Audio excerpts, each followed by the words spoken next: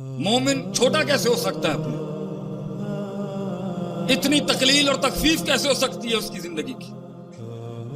کیسے ڈیفائن کر سکتا ہے مومن اپنے آپ کو 4 اشیاء کے ساتھ؟ کیا نہیں تھے اور کیا کیا کیا کیا نہیں ہے انہوں نے؟ ہمیں یہ سوچنا پڑے گا۔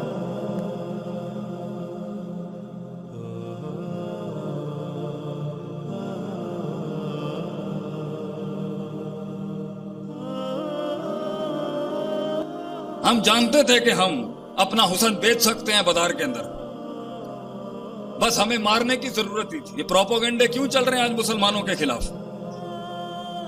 کیوں اتنے بلین ڈالر لگائے جا رہے ہیں صرف ہمیں گندا کرنے کے لیے؟ کیوں؟ کیونکہ وہ جانتا ہے ہم کیا ہے، ہم نہیں جانتے ہم کیا تھے اور ہیں۔ ہم دم نہیں جانتے اپنا، ہم نہیں جانتے کہ صرف لاٹھی رکھنی تھی موسیٰ علیہ السلام نے، 12 منہ اللہ نے کھولنے ہوتے ہیں۔ وَمَن يَتَّقِ اللَّهَ يَجْعَل لَّهُ مَخْرَجًا، اللہ نے کرنا ہوتا ہے۔ وہ 4 دروازے جب بند ہو جو 5واں کھلنا ہوتا ہے۔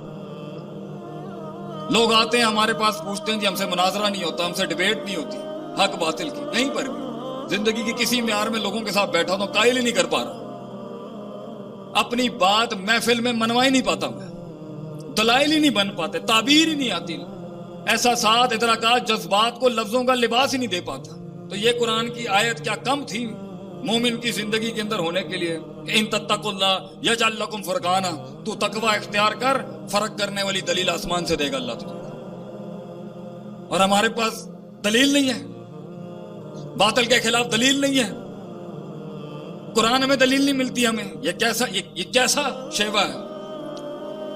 یہ کیسے ہو سکتا ہے کہ مومن میدان میں بیٹھا ہو اور اس کے بعد دلیل نہ ہو، اور وہ باطل کے اوپر لے اللہ یکون للناس علی اللہ حجۃ بعد الرسول نہ کر سکے؟